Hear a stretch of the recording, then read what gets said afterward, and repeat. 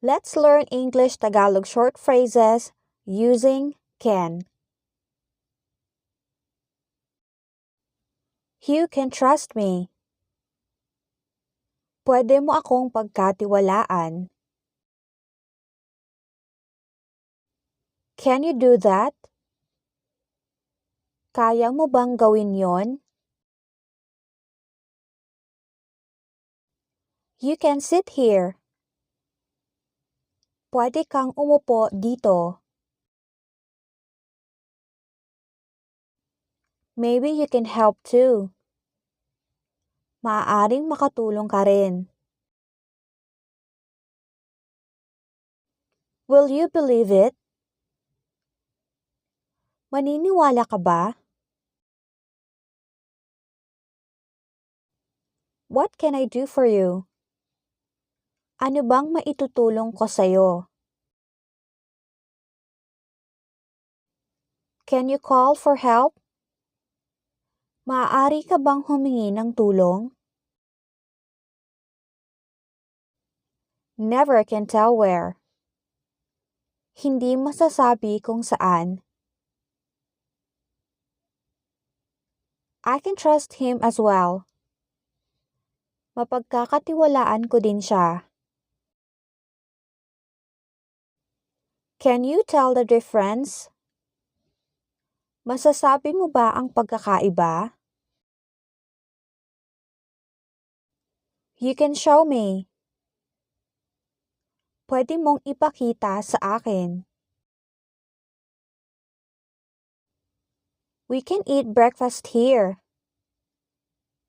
Pwede tayong mag-almusal dito. There's nothing you can do. Wala kang magagawa.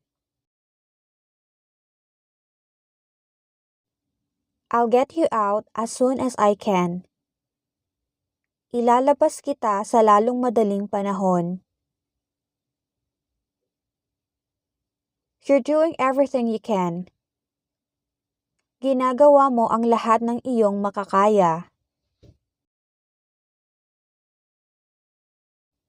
We can do it together. Kaya nating gawin ito ng magkasama. Can you ever love again? Kaya mo bang umibig muli? This is the least that we can do. Ito ang pinakamaliit na magagawa natin. I'm the only one who can do it.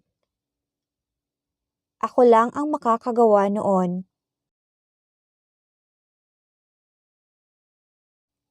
Can you see it?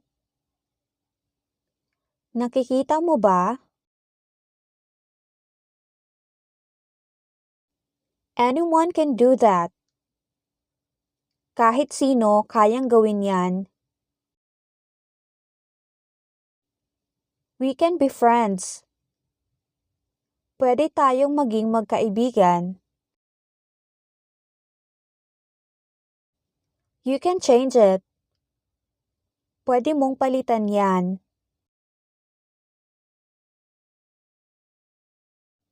He can do it. Kaya niyang gawin yan. Can I borrow it?